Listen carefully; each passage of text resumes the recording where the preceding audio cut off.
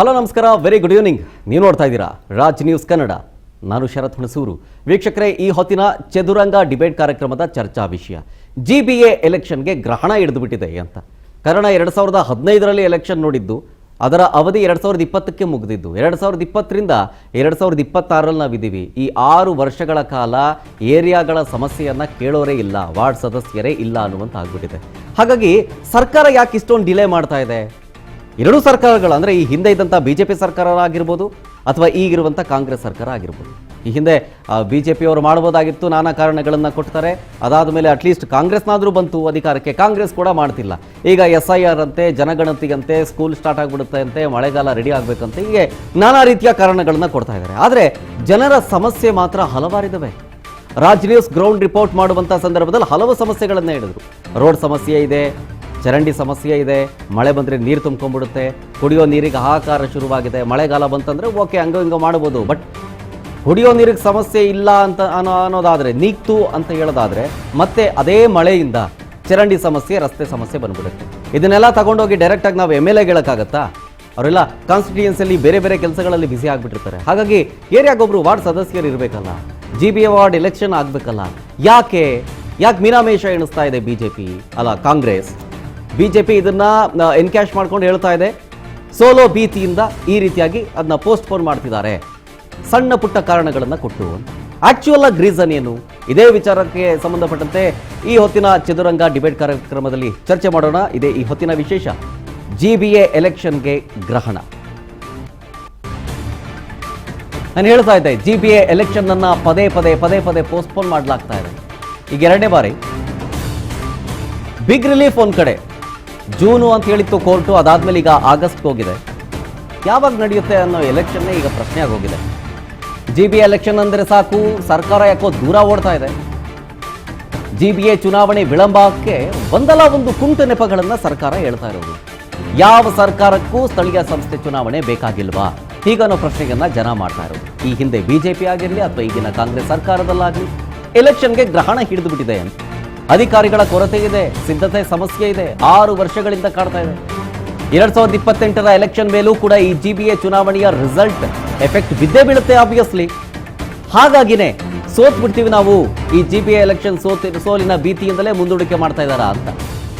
GBA ಚುನಾವಣೆ ಮೇಲೆ ಕಾಂಗ್ರೆಸ್ನ ಪವರ್ ಫೈಟ್ ಎಫೆಕ್ಟ್ ಯಾವ ರೀತಿ ಇದೆ ಅಂತಂದ್ರೆ, ಮೇಲಿಂದ ಮೇಲೆ ಸಣ್ಣ ಕುಂಟು ನೆಪಗಳನ್ನು ಹೇಳ್ತಾ ಇರೋದು. SIR ಅಂತೆ, ಜನಗಣತಿಗಂತೆ, ಮಳೆಗಾಲಕ್ಕೆ ರೆಡಿ ಆಗಬೇಕು ಅಂತ, ಸ್ಕೂಲ್ಗಳು ಕೂಡ ಓಪನ್ ಆಗೋದಕ್ಕೆ ಅದು ಕೂಡ ರೆಡಿ ಆಗಬೇಕು ಅಂತ.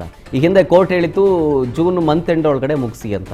ಈಗ ಇದೇ ಕಾರಣಗಳನ್ನು ಕೊಟ್ಟು SIR ಆಗಲಿ, ಜನಗಣತಿ ಆಗಲಿ, ನಾನಾ ರೀತಿಯ ಕಾರಣ ಕೊಟ್ಟು ಅದನ್ನು ಮತ್ತೆ 2 ತಿಂಗಳು ಪೋಸ್ಟ್ಪೋನ್ ಮಾಡ್ಕೊಂಡಿದ್ದಾರೆ, ಆಗಸ್ಟ್ ಎಂಡ್ ಒಳಗಡೆ ಮಾಡಿಸ್ಬೇಕು ಅಂತ. ನಾನು ಅದೇ ಕೇಳ್ತಾ ಇದ್ದೆ ಜನರಿಗೆ, ಈ GBA ಎಲೆಕ್ಷನ್ ಎಷ್ಟು ಮುಖ್ಯ ಅಂತ. ಅವ್ರು ಹೇಳಿದ್ದೊಂದೇ, ಎಲ್ಲವನ್ನೂ ತಗೊಂಡೋಗಿ MLA ಹತ್ರ ಕೂರೋಕ್ಕಾಗಲ್ಲ, ಸಣ್ಣ ಪುಟ್ಟ ಸಮಸ್ಯೆಗಳಿರ್ತವೆ ನಮ್ಮಲ್ಲಿ, ನಮ್ಮ ಏರಿಯಾದಲ್ಲಿ ನೀರು ಬರ್ತಿಲ್ಲ ಅಂತ ಹೇಳಿ ನಾವು MLA ಹೇಳೋಕ್ಕಾಗಲ್ಲ, ಯಾಕೆಂದರೆ ದೊಡ್ಡ ಕಾನ್ಸ್ಟಿಟ್ಯೂಯನ್ಸಿ ಇರುತ್ತೆ.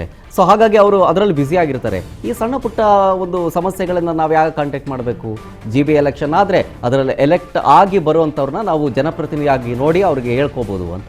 ಯಾಕೆ ಮೀನಾಮೇಷ ಎಣಿಸ್ತಾ ಇದೆ ಸರ್ಕಾರ ಇದಕ್ಕೆ? ಇದೇ ವಿಚಾರದ ಬಗ್ಗೆ ಚರ್ಚೆ ಮಾಡ್ತೀನಿ. ನಮ್ಮ ಸ್ಟುಡಿಯೋದಲ್ಲಿ ಮಾಜಿ ಕಾರ್ಪೊರೇಟರ್ ಆದಂತಹ BV ಗಣೇಶ್ ಅವರು ಚೆನ್ನಾಗಿದ್ದಾರೆ ಸರ್. ಎಸ್, BJP ವಕ್ತಾರರು ಹಾಗೆ ಮಾಜಿ ಕಾರ್ಪೊರೇಟರ್ ಚೆನ್ನಾಗಿದ್ದಾರೆ. ಅವ್ರನ್ನ ಕಾರ್ಯಕ್ರಮಕ್ಕೆ ವೆಲ್ಕಮ್ ಮಾಡ್ಕೊಳ್ತೀನಿ ಸರ್. ಕಾರ್ಯಕ್ರಮಕ್ಕೆ ಸ್ವಾಗತ ಮೊದಲನೇದಾಗಿ. ಜೊತೆಗೆ ಈ GBA ಎಲೆಕ್ಷನನ್ನು ಮೇಲಿಂದ ಮೇಲೆ ಡಿಲೇ ಮಾಡ್ತಾ ಇದೆ ಕಾಂಗ್ರೆಸ್ಸು. ಅದು ಜನಸಾಮಾನ್ಯರನ್ನು ಮಾತನಾಡಿಸಿದಾಗ 6 ವರ್ಷದಿಂದ ಇಲ್ಲ, 2020ಕ್ಕೆ ಅವಧಿ ಮುಗಿದೋಗಿದ್ದು. ಆಗ BJP ಸರ್ಕಾರ ಇತ್ತು, ಮಾಡ್ಬೋದಾಗಿತ್ತು, ಕಾರಣಾಂತರಗಳಿಂದ ಮಾಡಿಲ್ಲ. ಓಕೆ, ಆಯಿತು. ಅದನ್ನು ಬೇರೆ ಪಾಯಿಂಟ್ ಆಫ್ ವ್ಯೂ ಅಲ್ಲಿ ನೋಡಿ ಜನ ತಿರಸ್ಕಾರ ಮಾಡಿದ್ರು ಅಂತನೋ ತಗೊಂಡು ಕಾಂಗ್ರೆಸ್ನ ಅಧಿಕಾರಕ್ಕೆ ತಂದರು. ಆದರೂ 3 ವರ್ಷ ಆಗಿದೆ ಕಾಂಗ್ರೆಸ್ ಅಧಿಕಾರಕ್ಕೆ ಬಂದು, ಅವರು ಕೂಡ ಮಾಡಿಲ್ಲ. ನಾನಾ ರೀತಿಯ ಕುಂಟು ನೆಪಗಳನ್ನು ಹೇಳ್ತಾ ಇದ್ದಾರೆ. ಕಾರಣ ಏನು? ಯಾಕೆ ಮಾಡ್ತಿಲ್ಲ? ಕಾಂಗ್ರೆಸ್ ಪಕ್ಷ ಆರೋಗ್ಯದಲ್ಲೇ ಹೇಳಿತ್ತು, ನಾವು ಯಾವುದೇ ಕಾರಣಕ್ಕೂ ಸ್ಥಳೀಯ ಸಂಸ್ಥೆಗಳ ಚುನಾವಣೆಗಳನ್ನು ಸಕಾಲದಲ್ಲಿ ನಡೆಸ್ತೀವಿ, ಅದಕ್ಕೆ ನಾವು ತೊಂದರೆ ಮಾಡಲ್ಲ ಅಂತ ಹೇಳಿತ್ತು. ಮಾನ್ಯ ರಾಜೀವ್ ಗಾಂಧಿ ಅವರು ಅಧಿಕಾರದ ವಿಕೇಂದ್ರೀಕರಣದ ಸಲುವಾಗಿ 74ನೇ ಸಂವಿಧಾನಕ್ಕೆ ತಿದ್ದುಪಡಿ ತಂದು ಸ್ಥಳೀಯ ಸಂಸ್ಥೆಗಳನ್ನು ಸುಭದ್ರಗೊಳಿಸಬೇಕು. ಸ್ಥಳೀಯ ಸಂಸ್ಥೆಗಳು ಸುಭದ್ರಗೊಂಡರೆ ರಾಜ್ಯ ಸರ್ಕಾರ ಮತ್ತಷ್ಟು ಬಲಗೊಳ್ಳುತ್ತೆ, ಸಾರ್ವಜನಿಕರ ಸಮಸ್ಯೆಗಳು ಸಕಾಲದಲ್ಲಿ ಬಗೆಹರಿಯುತ್ತೆ ಅನ್ನೋ ದೃಷ್ಟಿಯಿಂದ ರಾಜೀವ್ ಗಾಂಧಿ ತಂದಂಥ ಈ ಒಂದು ಸಂವಿಧಾನಕ್ಕೆ ಕಾಂಗ್ರೆಸ್ ಸರ್ಕಾರ ಒಂದು ಅಪಮಾನ ಮಾಡ್ತಾ ಇದೆ. ನಂಬರ್ 1. 96ರಲ್ಲಿ BMP ಆಯಿತು, ಬೆಂಗಳೂರು ಮಹಾನಗರ ಪಾಲಿಕೆ ಆಯಿತು. ತದನಂತರ 10 ವರ್ಷ 2012ರಲ್ಲಿ BBMP ಆಯಿತು, ಬೃಹತ್ ಆಯಿತು. 110 ಹಳ್ಳಿಗಳನ್ನು ಸೇರಿಸಿಕೊಂಡು 198 ವಾರ್ಡ್ ಮಾಡಿದ್ರು. 96ರಲ್ಲಿ 100 ವಾರ್ಡ್ ಇದ್ದಂಥದ್ದು 98ರಲ್ಲಿ 198, 2198 ಆಯಿತು. ತದನಂತರ ಭಾರತೀಯ ಜನತಾ ಪಕ್ಷ ಅಧಿಕಾರಕ್ಕಿದ್ದಂಥ ಸಂದರ್ಭದಲ್ಲಿ ಇದರ ಅಧಿಕಾರ ವಿಕೇಂದ್ರೀಕರಣ ಮಾಡಬೇಕು, ಆಡಳಿತದ ಒಬ್ಬರೇ ನಡೆಸೋಕ್ಕಾಗಲ್ಲ, ಬೆಂಗಳೂರು ನಗರ ಬಹಳ ಮೃದು, ಅದಕ್ಕೋಸ್ಕರ GBA ಅನ್ನೋದು ಮಾಡಿ. ಆದರೆ GBA ಅಂತಲ್ಲ, ಒಂದು ಅಧಿಕಾರ ಸುಲಲಿತವಾಗಿ ನಡೆಯಲು ಅಧಿಕಾರ ವಿಕೇಂದ್ರೀಕರಣ ಮಾಡಬೇಕೆ ಅಂತ ಹೇಳುತ್ತೇ ವಿನಃ ಇಬ್ಬಾಗ ಮಾಡಬೇಕು ಅಂತ ಹೇಳಿಲ್ಲ. ಭಾಗಗಳ 5, 6 ಮಾಡಬೇಕು ಅಂತ ಹೇಳಿರಲಿಲ್ಲ. 1, 2 ಮಾಡಿದರೆ ಅಧಿಕಾರ ಒಂದು ವ್ಯವಸ್ಥೆ ಸುಲಲಿತವಾಗಿ ನಡೀತಿತ್ತು, ಒಬ್ಬರ ಮೇಲೆ ಒತ್ತಡ ಬೀಳ್ತಿರಲಿಲ್ಲ ಅನ್ನೋ ದೃಷ್ಟಿಯಿಂದ. ಆವಾಗ ನಾವು 243 ವಾರ್ಡ್ಗಳನ್ನು ಮಾಡಿದ್ವಿ. ಕಾರಣಾಂತರಗಳಿಂದ ಅದರ ಮೇಲೆ ಒಂದಷ್ಟು ಆರೋಪಗಳು ಬಂದು, ನೀವು ಸರಿಯಾಗಿ ಮಾಡಿಲ್ಲ ನಿಮ್ಮ ಇದು ಅಂತ ಹೇಳಿ ಕೋರ್ಟ್ಗೆ ಹೋದಾಗ ಅದನ್ನು ರಿಸರ್ವೇಷನ್ ಸರಿಯಾಗಿ ಮಾಡಿಲ್ಲ ಅಂತೇಳಿ ಹೋದಾಗ ಇದೇ ಕಾಂಗ್ರೆಸ್ನವರು ಬಂದು ಅದನ್ನು 225ಕ್ಕೆ ಇಳಿಸಿದ್ರು. ಎಷ್ಟು ವಿಪರ್ಯಾಸದ ಸಂಗತಿ ಅಂದರೆ 225ಕ್ಕೆ ಇಳಿಸಿದ್ರು. ಓಕೆ, ಆವಾಗ ನಾವು ಚುನಾವಣೆ ಮಾಡ್ತಾರೆ ಅಂತ ನಾವು ಭಾವಿಸಿದ್ವಿ, ಆವಾಗಲೂ ಮಾಡಲಿಲ್ಲ. ಇದೇ ನಾವು ಮಾಡಿ ಸರಿಗಿಲ್ಲ ಅಂತೇಳಿ ಕಾಂಗ್ರೆಸ್ ಸರ್ಕಾರ ಮಾಡಿದಾಗ 225ಕ್ಕೆ ಇಳಿಸಿದಾಗ ಆವಾಗಲೂ ಬೌಂಡ್ರೀಸ್ ಮಾಡಿದ್ರು, ಆವಾಗಲೂ ರಿಸರ್ವೇಷನ್ಸ್ ಮಾಡಿದ್ರು. ತದನಂತರದಲ್ಲಿ ಇಲ್ಲ, ನಾವು ಸದ್ಯದ ಪರಿಸ್ಥಿತಿಯಲ್ಲಿ ಗ್ರೇಟರ್ ಬ್ಯಾಂಗ್ಳೂರ್ ಮಾಡ್ತೀವಿ, ಅಥಾರಿಟಿ ಮಾಡ್ತೀವಿ, ಮಾಡಿದ್ರೆ ಸಂತೋಷ. ಯಾಕೆಂತಂದ್ರೆ ರಾಜ್ಯ ಸರ್ಕಾರಕ್ಕೆ ಅಧಿಕಾರ ಇದೆ, ರಾಜ್ಯ ಸರ್ಕಾರಕ್ಕೆ ಆಡಳಿತ ಸರಿಯಾದ ರೀತಿಯಲ್ಲಿ ನಡೆಸಬೇಕು ಅನ್ನೋ ಆಸೆ ಇದೆ, ಆಡಳಿತ ಸರಿಯಾದ ರೀತಿಯಲ್ಲಿ ನಡೆಸಿ ಸಾರ್ವಜನಿಕರಿಗೆ ಸಹಾಯ ಮಾಡಬೇಕು ಅನ್ನೋತಕ್ಕಂಥ ನೀತಿ ಇದೆ, ಇದೆಲ್ಲ ಒಪ್ತೀನಿ. ಆದರೆ ನೀವು GBA ಮಾಡಿದ ಮೇಲೂ ಕೂಡ ಈ ಥರ ಕುಂಟು ನೆಪಗಳನ್ನು ಹೇಳಿಕೊಂಡು ಅದೇನೋ ಹೇಳ್ತಾರೆ, ಒಲ್ಲದ ಗಂಡನಿಗೆ ಮೊಸರಲ್ಲಿ ಕಲ್ಲು ಅಂದಂಗೆ, ನೀವು ಚುನಾವಣೆ ಮಾಡೋ ಮನಸ್ಸಿದ್ದಿದ್ರೆ ಮಾಡಿಬಿಡಿ. 5 ಮಾಡಿರೋದು ನೀವೇ, ವಾರ್ಡುಗಳು ಮಾಡಿದ್ರು 369 ವಾರ್ಡ್ಗಳು ತಗೊಂಡೋಗಿರೋದು ನೀವೇ, ರಿಸರ್ವೇಷನ್ ಮಾಡಿರೋದು ನೀವೇ, ಮಾಡಿ. ಅದು ಕುಂಟು ನೆಪ ಹೇಳಕೊಂಡು ಒಲ್ಲದ ಗಂಡನ ಮೊಸರು ಕಲ್ಲಲ್ಲ ಅಂತ ನಾವು ಅವ್ರ ಉದ್ದೇಶ ಏನು ಅಂತಂದರೆ, ಅವ್ರ ಪಕ್ಷದಲ್ಲಿ ಇರತಕ್ಕಂಥ ಪವರ್ ಫೈಟು ಅಥವಾ ಅಧಿಕಾರದ ಅಪಾಹಪಿ ಅಥವಾ ಅಧಿಕಾರದಲ್ಲಿ ಅವರವರೇ ಇರತಕ್ಕಂಥ ಗೊಂದಲಗಳಿಂದ ಇನ್ನು ಇದನ್ನು ಕಟ್ಕೊಂಡು ಇಲ್ಲೂ ಸೋತೋದ್ರೆ ನಮಗೆ ಒಂದಿಷ್ಟು ಬೆಲೆ ಹೋಗ್ಬಿಡುತ್ತೆ. ಆಮೇಲೆ ಇನ್ನೊಂದು ಏನಪ್ಪ ಅಂತಂದರೆ, ಮತ್ತೊಬ್ಬರ ಓಡೋಕ್ ದಾರಿಗೆ ಇನ್ನೊಬ್ಬರು ಕಲ್ಲು ಹಾಕ್ತಾ ಇದ್ದಾರೆ. ಬೆಂಗಳೂರು ನಗರದ ಉಸ್ತುವಾರಿ ಮಂತ್ರಿಗಳು ಚುನಾವಣೆ ಮುಂದೂಡಬೇಕು ಅನ್ನೋ ಆಸೆ ಅವ್ರಿಗೆ, ಯಾಕೆಂದ್ರೆ ನಾನು ಮುಖ್ಯಮಂತ್ರಿ. ಆದರೆ ಈಗಿನ ಮುಖ್ಯಮಂತ್ರಿಗಳು ಕೂಡ ಇವರ ಆಡಳಿತದಲ್ಲಿ ಇವ್ರ ಸಾಮರ್ಥ್ಯ ನೋಡೋಣ ಅಂತೇಳಿ. ಬಟ್ ಇವತ್ತಿನ ಒಂದು ಆಡಳಿತದ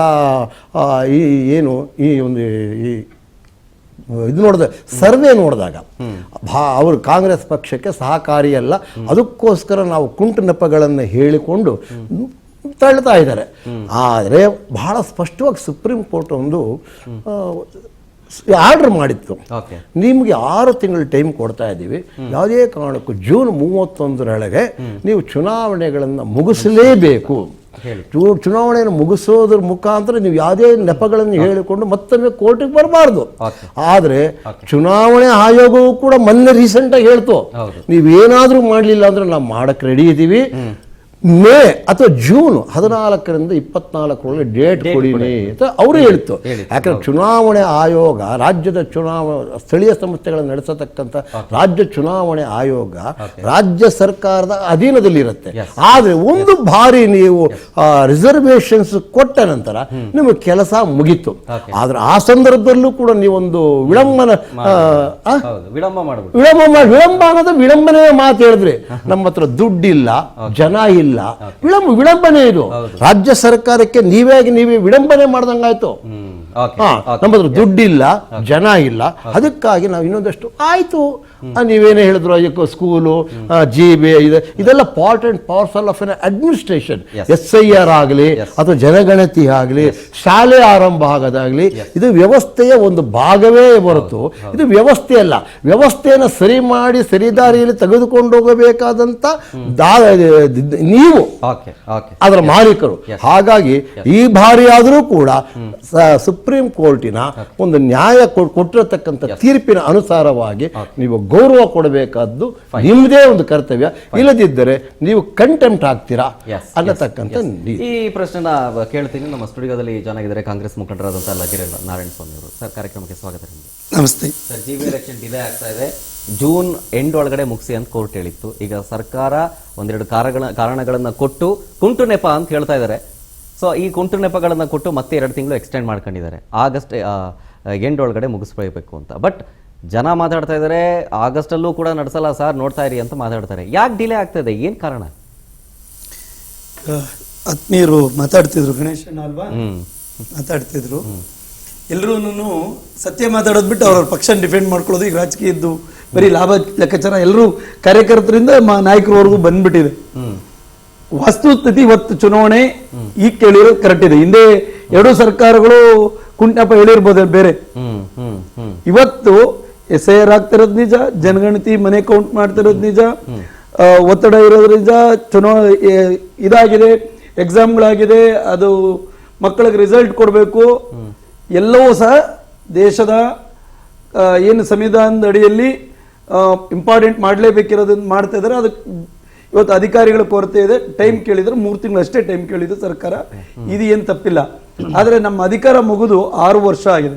ನಾನು ಶ್ರೀಮತಿ ಅವರು ಕಾರ್ಪೊರೇಟರ್ ಇದ್ರು, ಗಣೇಶಣ್ಣವ್ರಿಗೆ ನಾನು ಅವತ್ತಿದ್ದ ಸರ್ಕಾರ BJP ಸರ್ಕಾರ. ಚುನಾವಣೆ ಮುಗಿದ ತಕ್ಷಣ ಸ್ಥಳೀಯ ಸಂಸ್ಥೆಗಳಿಗೆ ಕೂಡಲೇ ಚುನಾವಣೆ ಮಾಡಿದ್ರೆ ಸಾರ್ವಜನಿಕರಿಗೆ ಬಹಳಷ್ಟು ಅನುಕೂಲ ಆಗುತ್ತೆ. ಡೆವಲಪ್ಮೆಂಟ್ ಒಂದೇ ಅಲ್ಲ, ಇವತ್ತು ಯಾವುದೋ ಒಂದು ಹೆಣ್ಮಕ್ಳು ಒಂದು ಅಡ್ರೆಸ್ ಪ್ರೂಫ್ ಬರ್ತಾರೆ, ಕ್ಯಾರೆಕ್ಟರ್ ಸರ್ಟಿಫಿಕೇಟ್ ಬರ್ತಾರೆ, ಡೆತ್ ಸರ್ಟಿಫಿಕೇಟ್ ಬರ್ತಾರೆ, ಆಧಾರ್ ಕಾರ್ಡ್ ಕೊಡ್ತಾರೆ, ಬ್ಯಾಂಕ್ ಅಕೌಂಟ್ಗೆ ಬರ್ತಾರೆ, 2 ದಾಖಲೆ ಇದ್ರೆ ಇನ್ನೊಂದು ದಾಖಲೆ 3 ದಾಖಲೆಗಳು ಕೇಳ್ತಾರೆ, ಎಲ್ಲ ಕೆಲ್ಸಕ್ಕೆ ಕೇಳಕ್ ಬರ್ತಾರೆ. ಯಾರು MLAಗಳ ಮನೆ ಹುಡ್ಕೊಂಡು ಹೋಗ್ಲಿಕ್ಕೆ ಆಗಲ್ಲ. ಸ್ಥಳೀಯ ಚುನಾವಣೆಗಳಿಂದ ಸಾರ್ವಜನಿಕರಿಗೆ ತೊಂದರೆನೇ ಆಗಿದೆ. ತೊಂದರೆಯ ಪಾಲು ಇಬ್ರು ಹೊರಬೇಕು. ಆಮೇಲೆ ಚುನಾವಣೆ ಸೋಲು ಕುಂಟನೆಪಗಳು ಯಾವಾಗಲೂ ಸ್ಥಳೀಯ ಚುನಾವಣೆಗಳು ಇರ್ತಕ್ಕಂಥ ಸರ್ಕಾರ ಪರವಾಗಿ ಹೆಚ್ಚಾಗಿ ಇರುತ್ತೆ. ಕಾರಣ ಏನು ಅಂತಂದ್ರೆ ಸರ್ಕಾರದ ಒಂದಷ್ಟು ಯೋಜನೆಗಳು ಜನಕ್ಕೆ ತಲುಪ್ತಾ ಇರುತ್ತೆ, ಇನ್ನೊಂದಷ್ಟು ದಿವಸ ಜನರಿಗೆ ಹೆಲ್ಪ್ ಆಗ್ಬಹುದು ಅಂತೇಳಿ. ಕಾಂಗ್ರೆಸ್ ಪಕ್ಷ ಆಗ್ಲಿ, ಕಾಂಗ್ರೆಸ್ ಪಕ್ಷದ ಆಕಾಂಕ್ಷಿಗಳಾಗ್ಲಿ ಚುನಾವಣೆ ಬಗ್ಗೆ ಭಯ ಇರಲಿಲ್ಲ. ಯಾಕೆಂದ್ರೆ ಯಾವಾಗ್ಲೂ ಈಗ BJP ಸರ್ಕಾರ ಇದ್ದಾಗ BJP ಉರಿಯಾಳುಗಳು ಮುಂದೆ ಇರ್ತಾರೆ ಯಾವಾಗ್ಲೂ. ಅದಲ್ಲ, ಇವತ್ತಿನ ಕರೆಕ್ಟ್ ರೀಸನ್ ಇದೆ. ಇವತ್ತು SIR ಆದೇಶ ಆಗಿದೆ, ಮಾಡ್ಬೇಕಲ್ವಾ? ಅಧಿಕಾರಿಗಳನ್ನೆಲ್ಲಿ ತಗೊಳ್ತೀರಿ? ಜನಗಣತಿ ನಡೀತಿದೆಯಲ್ವಾ, ಎಲ್ಲಿ ತಗೊಳ್ತೀರಿ? ಆಯ್ತು, ಈಗ ಕೊಟ್ಟಿರುವಂತ ರೀಸನ್ ನಿಮ್ ಪ್ರಕಾರ ಓಕೆ ಒಪ್ಕೊಳ್ಳುವಂತದ್ದು ಅಂತ ನೀವು ಹೇಳಿ. ಇವತ್ತು ಕೋರ್ಟ್ ಕೊಟ್ರೆ ಕರೆಕ್ಟ್ ಇದೆ. ಕ್ಯಾಟಗರಿ ಎಲ್ಲ ಹೇಳ್ತಿದ್ರು. ಇಲ್ಲ ಕಾಂಗ್ರೆಸ್ ಅಧಿಕಾರಕ್ಕೆ ಬಂದು 3 ವರ್ಷ ಆಯ್ತಲ್ಲ, 198 ಇದ್ದನ್ನ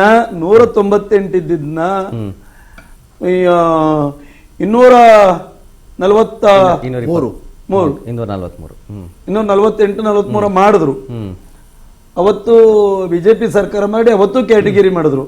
ಕ್ಯಾಟಗಿರಿ ಮಾಡಿದ್ನ ನಮ್ಮಲ್ಲಿ ಎಲ್ಲಾ ಶಾಸಕರ ಹತ್ರ ಫಂಡ್ ಕಲೆಕ್ಟ್ ಮಾಡಿ ಹೈಕೋರ್ಟ್ ಆದೇಶನ ಸುಪ್ರೀಂ ಕೋರ್ಟ್ ವರೆಗೂ ತಗೊಂಡೋದ್ರು BJP ನಾಯಕರು ಅಂತ ಜ್ಞಾಪಕ ಇರ್ಲಿ.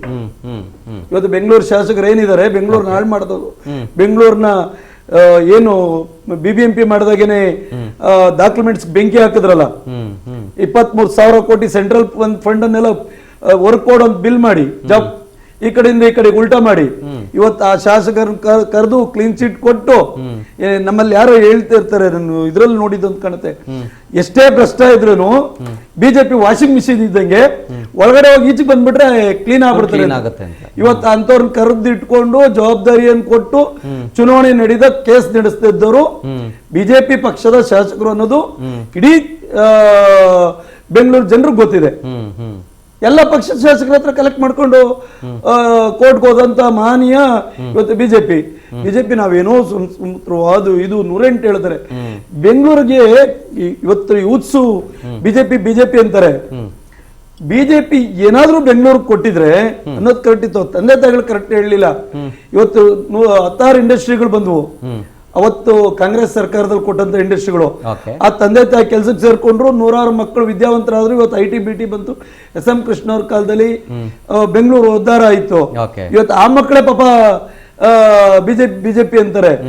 ಒಂದು ಆಸ್ಪತ್ರೆ ಮಾಡ್ಲಿಲ್ಲ, ಒಂದು ಯೂನಿವರ್ಸಿಟಿ ಮಾಡ್ಲಿಲ್ಲ, ಒಂದು ಕಾರ್ಖಾನೆ ಇರ್ಲಿಲ್ಲ, ಎಲ್ಲವನ್ನು ಮಾರ್ತಾರೆ, ಯಾರ್ದಕ್ಕೂ ಕೊಡ್ತಾರೆ, ನಾವೇನೋ ಗೆದ್ಬಿಡ್ತೀವಿ. ಧರ್ಮ ಒಂದ್ ಬಿಟ್ರೆ ಬಿಜೆಪಿಗೆ ಬೇರೆ ಏನೂ ಅಜೆಂಡಾ ಇಲ್ಲ. ಅಲ್ಲ ಆಯ್ತು, ಇಷ್ಟು ಡಿಲೇ ಅದನ್ನ ಮಾತಾಡ್ಕೊಂಡು ಚುನಾವಣೆ ಭಯ ಅಂತಿಲ್ಲ, ಯಾರು ಬೇಕಾದ್ರೂ ಗೆಲ್ಬಹುದು.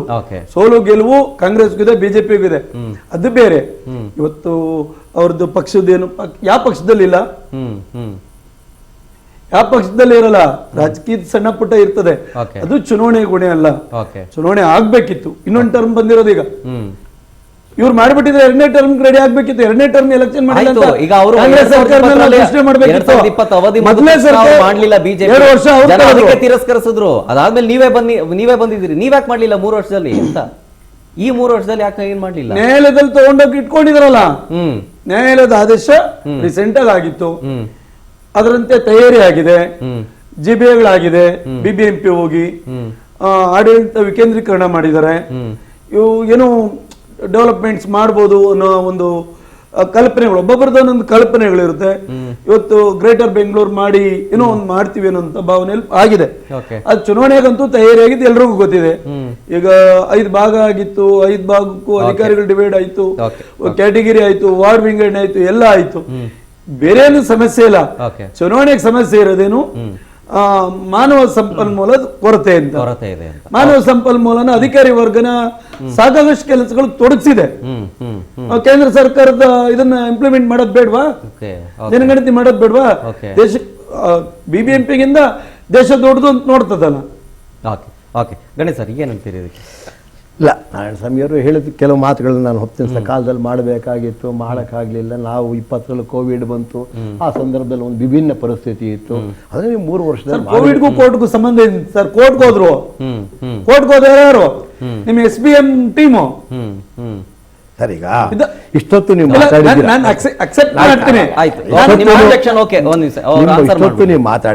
ನಿಮ್ಮ ಪಕ್ಷವನ್ನು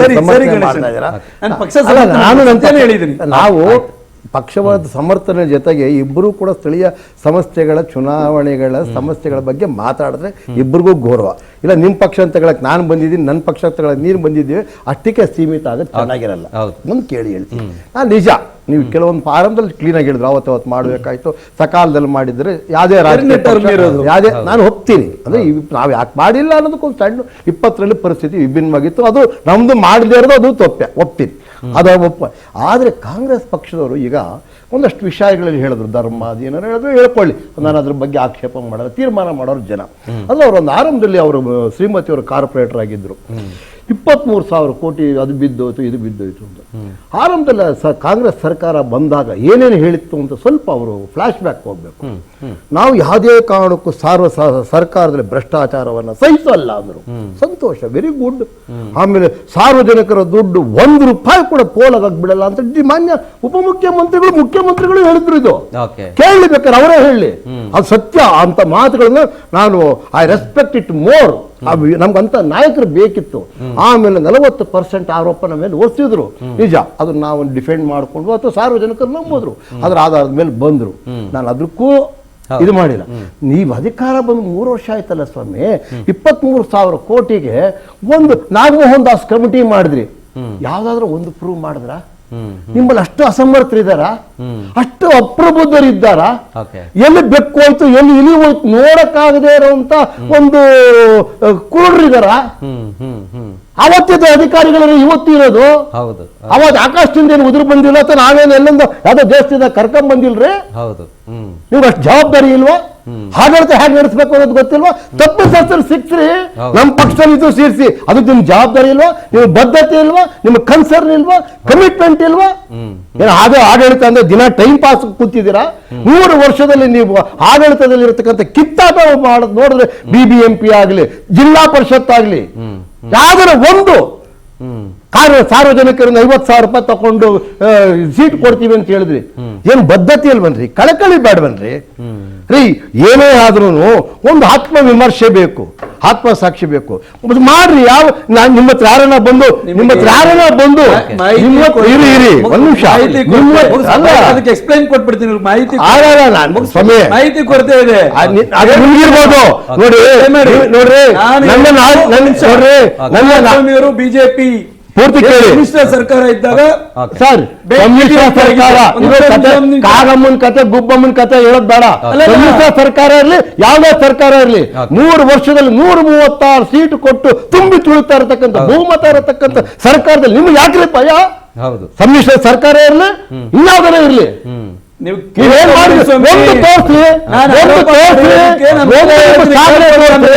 ಒಂದು ಸಾಧನೆ ತೋರಿಸ್ರಿ. ಒಂದು ಸಾಧನೆ ಗ್ಯಾರಂಟಿ 3 ವರ್ಷದ ಕೊಟ್ಟಂತ ಗ್ಯಾರಂಟಿನ ಪಾಡಿಂದೆ ಪಾಡ್ರ ಪೀಡದಾಸ ಕಿಸ್ಬಾಯಿ ದಾಸ ಅನ್ಕೊಂಡು ಗ್ಯಾರಂಟಿ ಗ್ಯಾರಂಟಿ ಅಂತ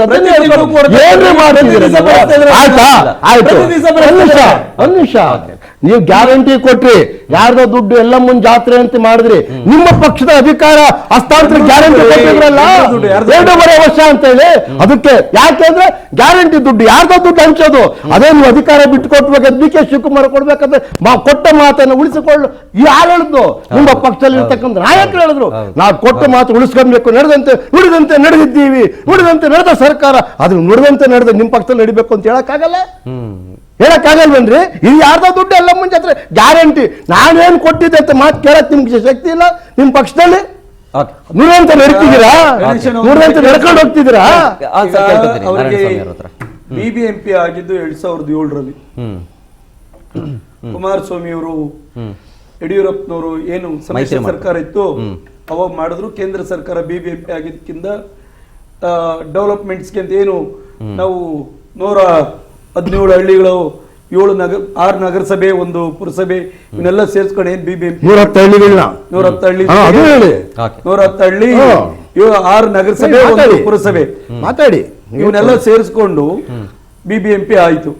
ಆ ಡೆವಲಪ್ಮೆಂಟ್ ಹಣ ಬಂತು. ಡೆವಲಪ್ಮೆಂಟ್ ಹಣ ಬಂದಾಗ ಸರ್ಕಾರ ಟ್ರಾನ್ಸ್ಫರ್ ಆಗ್ಲಿಲ್ಲ, ಸರ್ಕಾರ ಬಿತ್ತು, ರಾಜ್ಯಪಾಲರ ಆಡಳಿತ ಬಂತು. ಆ ಸಂದರ್ಭದಲ್ಲಿ ಆ ಡೆವಲಪ್ಮೆಂಟ್ ಹೋಗ್ಲಿಲ್ಲ ಆ ಹಣ. ಅದಾದ್ಮೇಲೆ ಯಡಿಯೂರಪ್ಪನವ್ರ ಸರ್ಕಾರ ಬಂದಿದ್ದು, ತನಿಖೆ ಮಾಡ್ಬೇಕಿದ್ದರು ಯಡಿಯೂರಪ್ಪನವರು. ಬಿಜೆಪಿ ಸರ್ಕಾರ ಅವತ್ತು ಬೆಂಕಿಗೆ ಬಿದ್ದಾಗ ನಾವು ಜನತಾದಳದಲ್ಲಿ ಇದ್ವಿ. ಸಂಜೆ YSV ದತ್ತು ಅವರು ಹಿಂಗ್ ಬೆಂಕಿ ಬೀಳೋ ಮಾಹಿತಿ ಬಂದಿದೆ, ಅಲ್ಲಿ ಬೇಗ ಬನ್ನಿ ಅಂತ ನಾವೆಲ್ಲ ಯೂತ್ ಅಧ್ಯಕ್ಷ ಇದೆ ನಾನು, ಉತ್ತರಹಳ್ಳಿ ಕಾನ್ಸ್ಟಿಟ್ಯೂನ್ಸಿ, ಎಲ್ಲ ಬಂದು ಧರಣಿ ಕೂತ್ವಿ. ಅಷ್ಟೊತ್ BBMP ಮಹಾಪಾಲಿಕೆಗೆ ಬೆಂಕಿ ಹಾಕಿದ್ರು. ಅಂತವ್ರು ಕರ್ಕೊಂಬಂದು ಇಟ್ಕೊಂಡು ಚುನಾವಣೆ ಮಾಡಿಸ್ದ ಕೋರ್ಟ್ ತಿರುಗಿದ್ರೆ ಆ ಮಹನೀಯರು ಯಾರ್ಯಾರು ಇದ್ರು ಅವತ್ತು ಕಾಂಟ್ರಾಕ್ಟ್ಗಳು ಇವತ್ತು ಶಾಸಕರಾಗಿ ನಿಮ್ ಪಕ್ಷದಲ್ಲಿ ಮಂತ್ರಿಗಳಾಗಿ ಇವತ್ತು ಬೆಂಗಳೂರನ್ನ ಲೂಟಿ ಮಾಡಿ ಬೆಂಗಳೂರನ್ನ ಹಾಳು ಮಾಡಿದವರು ಅವ್ರನ್ನ ಸಮರ್ಥನೆ ಮಾಡ್ಕೊಳ್ಳೋದು ಬಿಟ್ಟು ಇನ್ಯಾರೋ ಮಾತು ಕೊಟ್ರು ಯಾರು ಕೊಟ್ಟಂಗೆ ಗ್ಯಾರಂಟಿಗಳು ಜನರಿಗೆ ತಲುಪ್ತಾ ಇದೆಯೋ ಇಲ್ವೋ? ಯಾರೋ ದುಡ್ಡು ಎಲ್ಲ ಕೊಡ್ತಾ ಇದ್ದೀರಪ್ಪ.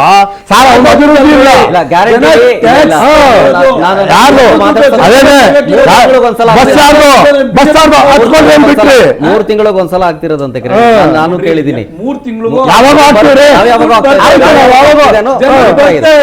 ಕೊಡ್ತೀವಿ, ನಮ್ಮ ಅಧಿಕಾರ. ಬಂಡತನ ಬರೋದು ಇಂಪಾರ್ಟೆಂಟ್. ಯಾವಾಗ ಬಂತು ಅಂತಲ್ಲ, ಆ ಹೆಣ್ಮಕ್ಳು ಕುಟುಂಬಕ್ಕೆ ಅನುಕೂಲ ಆಯ್ತಾ ಅನ್ನೋದು ಇಂಪಾರ್ಟೆಂಟ್. ಇವತ್ತು ನಾವು ಬೆಂಗಳೂರಲ್ಲಿ ಶ್ರೀಮಂತರು ಇರೋರು 2000 ಸಣ್ಣದಾಗ ಕಾಣ್ಬೋದು. ಇವತ್ತು ತಿನ್ನಕ್ಕಿಲ್ದ, ಮಳೆ ಇಲ್ದ ಕಷ್ಟ ಇದೆಯಲ್ಲ, ಉತ್ತರ ಕರ್ನಾಟಕ ಹೋಗಿ ನೋಡ್ಲಿ. ಇವತ್ತು ನಮ್ ಟ್ಯಾಕ್ಸ್ ದುಡ್ಡು ತಗೊಂಡೋಗಿ UP ಇಷ್ಟು ವರ್ಷ ಆಡಳಿತ ಮಾಡ್ತಾರೆ ಯಾರಪ್ಪ? ಬಿಜೆಪಿ ಮಾಡಿದ 5-6 ವರ್ಷ ಕಾಂಗ್ರೆಸ್ ಆದವರು ಎಷ್ಟು ವರ್ಷ ಕರ್ನಾಟಕನ ನೀವು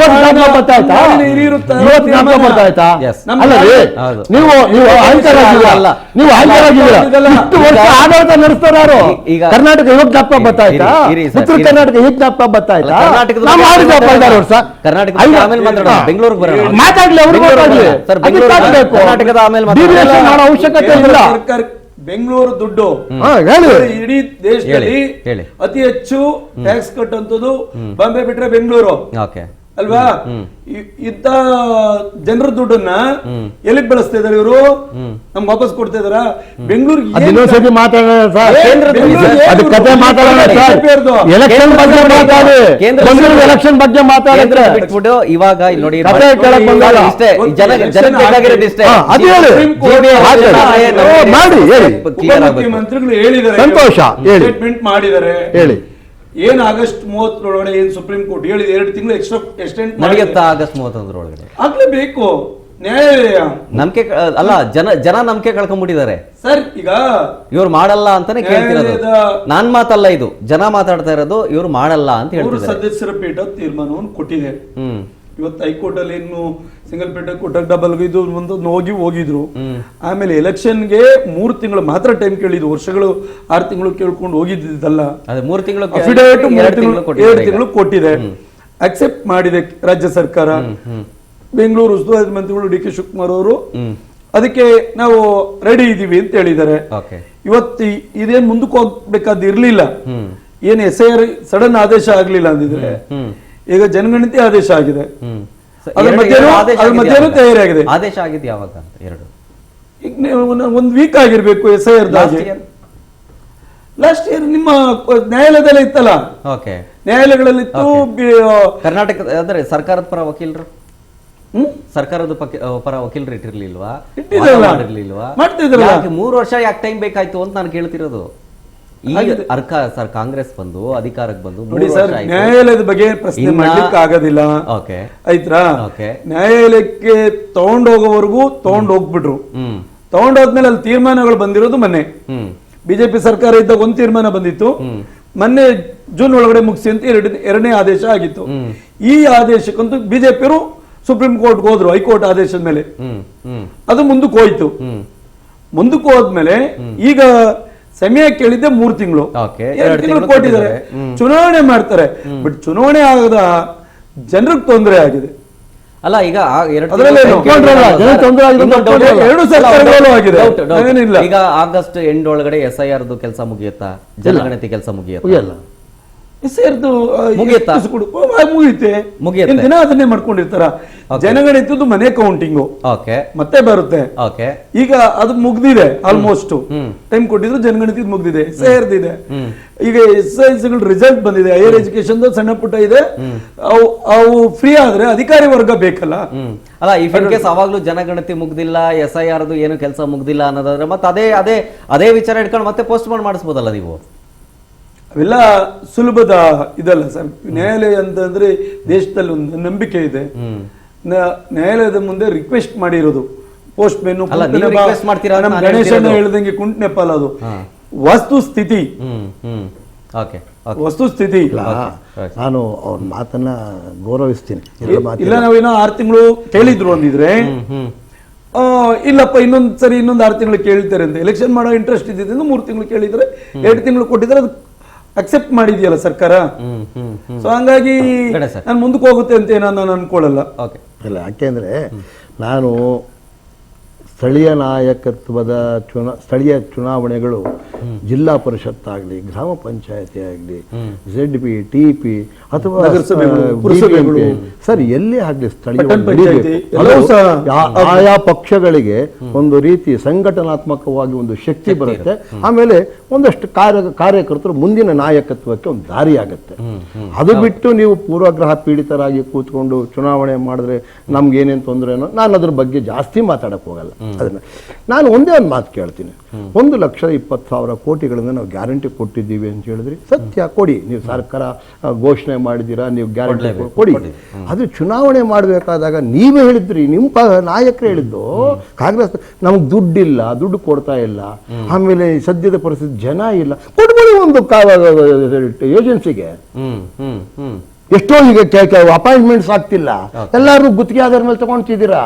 ಯಾತಕ್ಕಿದು ಸ್ಥಳೀಯ ಸಮಸ್ಯೆಗಳ ಚುನಾವಣೆ ಬಗ್ಗೆ ಮಾಡಬೇಕು ಅಂತ ಹೇಳಿದ್ರೆ, ಇವತ್ತೆಲ್ಲೋ ಸ್ಥಳೀಯ ಸಂಸ್ಥೆಗಳ ಚುನಾವಣೆಯಲ್ಲಿ ಗೆದ್ದು ಬಂದ ಕಾರ್ಪೊರೇಟ್ರೆ ಇವತ್ತು ರಾಜ್ಯಸಭಾ ಮೆಂಬರ್ ಆಗಿದ್ದಾರೆ, ದೇಶದಲ್ಲಿ ಮಂತ್ರಿಗಳು ಆಗಿದ್ದಾರೆ. ಹೌದು. ಇವತ್ತು ಶಾಸಕರು ಸುಮಾರು 6 ಜನ ಇದ್ದಾರೆ ನನ್ನ ಜೊತೆಲಿ ಕಾರ್ಪೊರೇಟರ್ ಆಗಿದ್ದವ್ರೆ, ಇವಾಗ್ಲೂ ಇದ್ದಾರೆ 6 ಜನ ಕಾರ್ಪೊರೇಟರ್. ನನ್ಗೆ ಅದ್ರ ಬಗ್ಗೆ ಆಕ್ಷೇಪ ಅಂತ. ಈಗ ರಾಮಲಿಂಗಾರೆಡ್ಡಿ ಅವರು ಕಾರ್ಪೊರೇಟರ್ ಆಗಿದ್ದವರು, ಮುನರತ್ನ ಕಾರ್ಪೊರೇಟರ್ ಆಗಿದ್ದವರು, ಸುರೇಶ್ ಭಗವತಿ ಬಸವರಾಜ್ ಅವರು ಕಾರ್ಪೊರೇಟರ್ ಆಗಿದ್ದವರು, ಗೋಪಾಲಯ್ಯ ಕಾರ್ಪೊರೇಟರ್ ಆಗಿದ್ದವರು, ರಘು ಕಾರ್ಪೊರೇಟರ್ ಆಗಿದ್ದವರು, ಚಂದ್ರಶೇಖರ್ ಕಾರ್ಪೊರೇಟರ್ ಆಗಿದ್ದವರು, PR ರಮೇಶ್ ಕಾರ್ಪೊರೇಟರ್ ಆಗಿದ್ದವರು. ಅದು ಬೇಡ, ಅದರ ಅದೃಷ್ಟ. ನಾನು ಅದ್ರ ಅದೃಷ್ಟ. ನಾನು ಕೇಳ್ತಿರೋದು, ನೀವು ಸರ್ಕಾರದ ಕುಂಟನಪ್ಪ ಎಡೆಬಿಡಗಿತನ ಯಾಕೆ ಅಂತಂದ್ರೆ ಇದ್ದಕ್ಕಿದ್ದಂಗೆ ಹೋದ್ರಿ, ಅದ್ಯಾವುದೋ ಮತಪತ್ರ ತತ್ತೇನೆ ಅಂತ ಹೋದ್ರಿ. ಇವತ್ತು ಬೆಳೀತಾ ಇರೋ ಕಾಲದಲ್ಲಿ, ಯುಗದಲ್ಲಿ, ಇವತ್ತು ಆರ್ಟಿಫಿಷಿಯಲ್ ಇಂಟೆಲಿಜೆನ್ಸ್ ಬಂದಿರತಕ್ಕಂಥ ಇದರಲ್ಲಿ ಕೇರಳದಲ್ಲಿ ನಿಮ್ಮ ಪಕ್ಷವೇ ಅಷ್ಟು ಅಭೂತಪೂರ್ವ ಚುನಾವಣೆಯಲ್ಲಿ ಗೆದ್ದಿರೋ ಸಂದರ್ಭದಲ್ಲಿ ಇಲ್ಲಿ ಬೆಂಗಳೂರಲ್ಲಿ ಮತಪತ್ರ ತತ್ತಿ ಅಂದ್ರೆ ನಗಪಾಟ್ಲಲ್ವಾ ಸಾರ್ ಇದು? ನಿಜವಾಗ್ಲೂ ಹೇಳಿ, ನಾವು ಪಕ್ಷದ ನಾಯಕರಿಗೆ ಹೇಳಕ್ ಆಗದೆ ಇರ್ಬೋದು, ಅದನ್ನ ನಮ್ಮ ಅಭಿಪ್ರಾಯ ಹೇಳಲಿಕ್ಕೆ ಸಂಕೋಚ ಯಾಕೆ? Is also gentlemen, is also educated. ನಾವು ಮತಪತ್ರದಲ್ಲಿ ಮತ ಹಾಕೋ ನೀವೇ ತಂದಿದ್ದು ನಾವು ಕೇಳಿದ್ವನಪ್ಪ, ಕೇಳಿದ್ವಾ? ಇದು ಒಂದು ಭಾಗ. ಎರಡನೇ ಭಾಗ, ದುಡ್ಡು ಇಲ್ಲ ಅಂತ ಹೇಳಿದ್ರಿ. ನಾವು ಕೇಳಿದ್ವನಪ್ಪ, ದುಡ್ಡು ಯಾರಿಗೆ ಬೇಕು, ಯಾರು ಕೊಡ್ತೀರಂತ. ನೀವು ಕರ್ತವ್ಯ ರೀ, ರಾಜ್ಯ ಸರ್ಕಾರದಲ್ಲಿ ಯಾವ ಸರ್ಕಾರ ಇದೆ ಆ ಸರ್ಕಾರದ ಆಬ್ಲಿಗೇಟೆಡ್ ಡ್ಯೂಟಿ. ದುಡ್ಡಿಲ್ಲ ಅಂತಂದ್ರೆ ಈಗ ಏನ್ ಮಾಡೋದೇ ಬೇಡವಾ? ಹಾಗಾಗಿ ನಾನು ಹೇಳಿದ್ದಲ್ಲ, ನಾನು ಹುಟ್ಟಿಸ್ಕೊಂಡು ಹೇಳ್ತಿಲ್ಲ, ನಾನು ಹುಟ್ಟಿಸ್ಕೊಂಡು ಹೇಳ್ತಿಲ್ಲ. ಒಂದ್ ಸೆಕೆಂಡ್, ಚುನಾವಣಾ ಆಯೋಗ ದುಡ್ಡು ರಿಲೀಸ್ ಮಾಡಿಲ್ಲ ಅಂತ ಹೇಳಿದೆ ಅಂತ. ಅದು ಯಾರೇ ಚುನಾವಣೆ ಮಾಡಬೇಕು ಸರ್. ಈಗ ಒಂದು ಸರ್ಕಾರ ಅಂದ್ರೆ ಸರ್ಕಾರದಲ್ಲಿ ದುಡ್ಡಿಲ್ಲ ಅಂತ ಯಾರು ಹೇಳಿಲ್ಲ.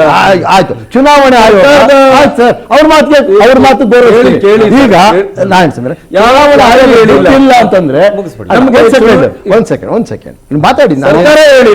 ಆಯ್ತು, ಚುನಾವಣಾ ಆಯೋಗ ಅದು ಕಮ್ಸ್ ಅಂಡರ್ ರಾಜ್ಯ ಸರ್ಕಾರ. ಯಾವುದೇ ಚುನಾವಣೆ ಮಾಡಬೇಕಾದ್ರೆ ರಾಜ್ಯ ಸರ್ಕಾರ ಕೊಡತಕ್ಕಂಥ ಸಂಪನ್ಮೂಲಗಳ ಮೇಲೆ ಮಾಡಬೇಕು. ಇವ್ರು ಹೇಳಿದ್ರಲ್ಲ, ಮಾನವ ಸಂಪನ್ಮೂಲ, ಆರ್ಥಿಕ ಸಂಪನ್ಮೂಲ ಯಾವುದೇ ಇರಲಿ, what ever it may be, ಅವರು ಚುನಾವಣಾ ಆಯೋಗದವ್ರು ಒಪ್ಕೊಂಡ್ಬಿಟ್ರು. ಇವ್ರು ಮತಪತ್ರ ಮಾಡಿದ ತಕ್ಷಣ ಪ್ರಿಂಟಿಂಗ್ ಆರ್ಡರ್ ಕೊಟ್ಟಿದ್ದೀವಿ ಅಂತ ಹೇಳಬಿಟ್ರು. ಬೇಕಂದ್ರೆ ಟೆಂಡರ್ ಕರೆದ್ರು ನಾನು ತೋರಿಸ್ತೀನಿ. ಆಮೇಲೆ ಅವ್ರು ಇನ್ನೊಂದು ಮೊನ್ನೆ ರೀಸೆಂಟ್ ಆಗಿ ಕರೆದವ್ರ ಚುನಾವಣಾ ಆಯೋಗದವರು ಮತ ಪೆಟ್ಟಿಗೆಗಳಿಗೂ ಆರ್ಡರ್ ಕೊಟ್ಟಿದ್ದೀವಿ ಅಂತ ಹೇಳ್ಬಿಟ್ರು. ಯಾಕೆಂದ್ರೆ ಪೇಪರ್ ತಗೊಂಡು ಎಲ್ಲೋ ಹಾಕಕ್ಕಾಗಲ್ವಲ್ಲ, ಆ ಮತ ಪೆಟ್ಟಿಗೆಗಳು ಬೇಕಲ್ಲ. ಆ ಮತ ಪೆಟ್ಟಿಗೆಗಳಿಗೂ ಅದು ತುಂಬೋದು ಇನ್ನೊಂದು ಬೇಕು ಅಂತ ಅದಕ್ಕೂ ಆರ್ಡರ್ ಕೊಟ್ಟಿದ್ದು ಟೆಂಡರ್ ಕರೆದವ್ರೆ. ಇದನ್ನ ಕುಂಟು ನೆಪ ಅಲ್ಲದೆ ಒಳ್ಳೆದ ಗಂಟೆ ಮೊಸರಲ್ಲಿ ಕಲ್ಲು ಅಂದಂಗಲ್ದೆ ನಾನು ಇನ್ನೇನು ಹೇಳಿ ಸರ್. ಇನ್ನೊಂದು ಮಾತು ಕೇಳಿ ಬರುತ್ತೆ ಸರ್, ಕೇಳಿ ಸರ್. ಇಬ್ಬರಿಗೂ ಒಂದೇ ಪ್ರಶ್ನೆ ಕೇಳ್ತೀನಿ, ಕೇಳ್ತೀನಿ. ಈ ನಡೆಯುವಂತ GBA ಎಲೆಕ್ಷನ್ ಇದೆಯಲ್ಲ, ಇದು ನೆಕ್ಸ್ಟ್ 2028ರ ವಿಧಾನಸಭಾ ಚುನಾವಣೆಗೂ ಕೂಡ ಒಂದು ರೀತಿಯಾಗಿ ದಿಕ್ಸೂಚಿ ಆಗುತ್ತೆ, ಇದೊಂದು ಎಕ್ಸಾಂಪಲ್ ಸೆಟ್ ಮಾಡುತ್ತೆ ಅನ್ನೋದು ಮಾತಿದೆ ಸರ್. ನೀವೇನ್ ಹೇಳ್ತೀರ ಅದ್ರ ಬಗ್ಗೆ? ಯಾವುದೇ ಒಂದು ಚುನಾವಣೆ, ಅದರಲ್ಲೂ ಬೆಂಗಳೂರು ನಗರದ ಚುನಾವಣೆ, ಬೆಂಗಳೂರು ನಗರದ ಚುನಾವಣೆ ಒಂದು ದಿಕ್ಸೂಚಿ ಅಂತೂ ಆಗತ್ತೆ. ದಿಕ್ಸೂಚಿ ಅಂತ ಆಗತ್ತೆ, ಎರಡು ಮಾತಿಲ್ಲ. ಯಾಕೆ ದಿಕ್ಸೂಚಿ ಅಂತ ಆಗತ್ತೆ ಅಂತಂದ್ರೆ, ಬೆಂಗಳೂರು ನಗರದಲ್ಲಿ ಪ್ರಬುದ್ಧ ಮತದಾರ ಅಥವಾ ಅವನು ಒಂದು ರೀತಿಯಲ್ಲಿ ಪ್ರಜ್ಞಾವಂತ ಮತದಾರ ತಗೊಳತಕ್ಕಂಥ ತೀರ್ಮಾನದ ಮೇಲೆ ಬಹಳಷ್ಟು ಜನ ಚರ್ಚೆ ಮಾಡ್ತಾರೆ. ನಾನು ಇಲ್ಲ ಅಂತ ನಾನು ಹೇಳಕ್ಕಾಗಲ್ಲ, ಅದು ದಿಕ್ಸೂಚಿನೇ ಆಗತ್ತೆ. ಆ ದಿಕ್ಸೂಚಿ ಅವ್ರ ಪಕ್ಷಕ್ಕೆ ಬಂದರೂ ಒಳ್ಳೆಯದೆ, ನಮ್ಮ ಪಕ್ಷಕ್ಕೂ ಬಂದರೂ ಒಳ್ಳೆಯದೆ.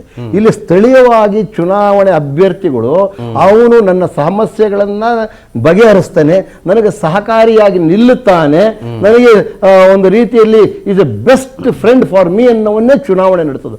ಇಲ್ಲಿ ಸ್ಥಳೀಯ ಸಮಸ್ಯೆಗಳ ಚುನಾವಣೆ ಇವರು ಪ್ರಭಾವಿಯಾಗಿದ್ದರೆ ಅಥವಾ ಇವರು ಸೇವೆ ಚೆನ್ನಾಗಿದ್ದರೆ ಅವರೇನು ಪಕ್ಷ ನೋಡಲ್ಲ. ನಂಗೆ ನಾರಾಯಣ ಸ್ವಾಮಿನೇ ಬೇಕಪ್ಪ, ಅವ್ರು ಯಾವ ಪಕ್ಷಕ್ಕನ ಸೇರಿರಲಿ, ಅದು ಇಲ್ಲೊಂದು ಇದಿದೆ. ಆದರೆ ಪಕ್ಷಗಳು ಯಾವಾಗ ಬರುತ್ತದೆ ಅಂತಂದ್ರೆ, ಇವತ್ತಿನ ದಿವಸ ಕಾಂಗ್ರೆಸ್ ಪಕ್ಷದ ರೀತಿ ನೀತಿಗಳನ್ನ ಬೇಸತ್ತ ಸಂದರ್ಭದಲ್ಲಿ ಅವನ ಪಕ್ಷದ ಪರವಾಗಿ ವಾಳ್ತಾನೆ.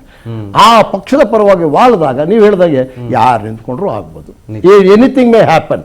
ಬಟ್ ಆದ್ರೂ ಅಂತಹ ಸಂದರ್ಭದಲ್ಲೂ ಕೂಡ ಇವರ ವಿಶ್ವಾಸ, ಇವರ ಒಡನಾಟ, ಯಾಕೆಂದ್ರೆ ಇದು ದೊಡ್ಡ ಕ್ಷೇತ್ರ ಅಲ್ಲ, ಬಹಳ ಸ್ಥಳೀಯವಾಗಿ ಸೀಮಿತವಾದ ಕ್ಷೇತ್ರದಲ್ಲಿ ಇವರು ವಿಶ್ವಾಸಕ್ಕೆ ಅಯ್ಯೋ ನಾವು ನಾರಾಯಣ ಅವ್ರನ್ನೇ ಗೆಲ್ಸೋಣಪ್ಪ, ನಮ್ಗೆ ಪಕ್ಷ ಅಲ್ಲ ಮುಖ್ಯ, ವ್ಯಕ್ತಿ ಮುಖ್ಯ ಅನ್ನೋದು ಕೂಡ ಒಂದು 30-40% ಕೌಂಟ್ ಆಗತ್ತೆ.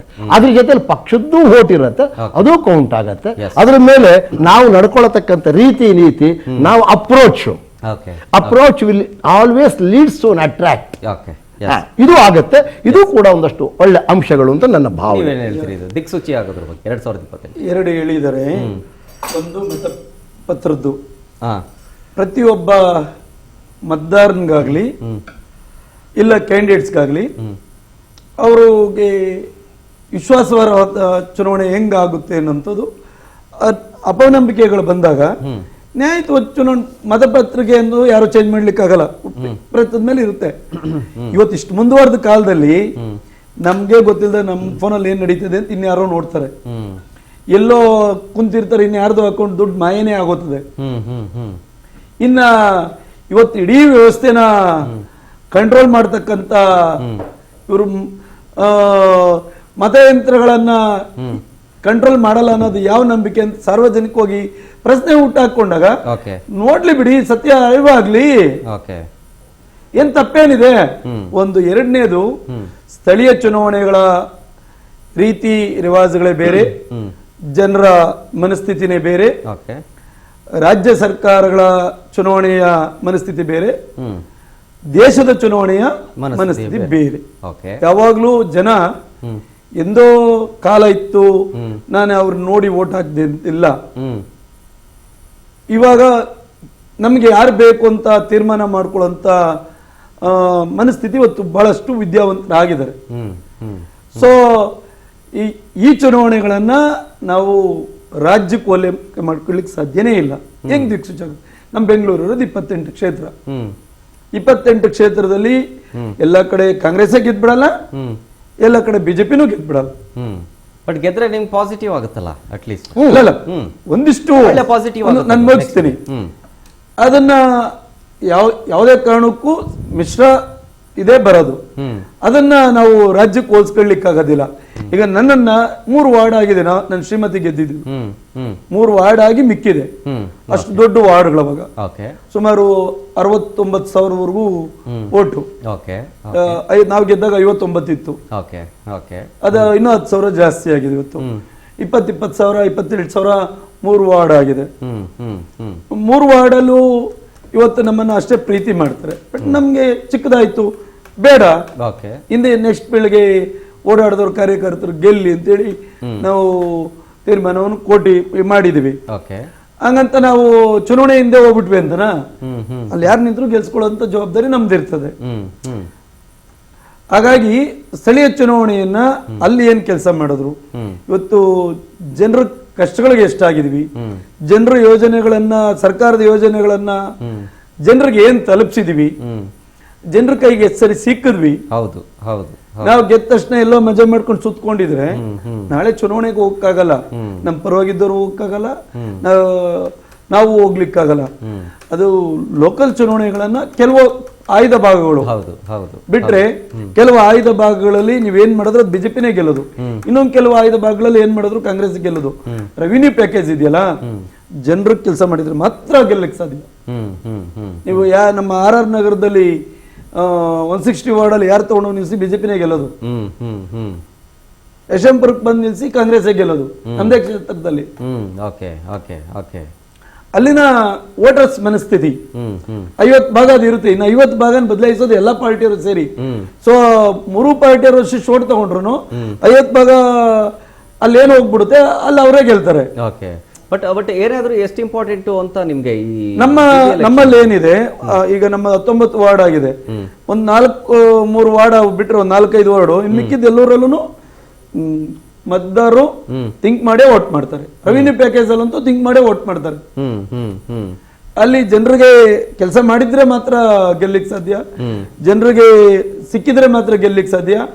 ಯಾವ್ದೋ ಪಕ್ಷದ ಟಿಕೆಟ್ ಸಿಕ್ಕಿದ ತಕ್ಷಣ ಗೆಲ್ತಾರೆ ಅನ್ನೋಂತ ಸುಳ್ಳು.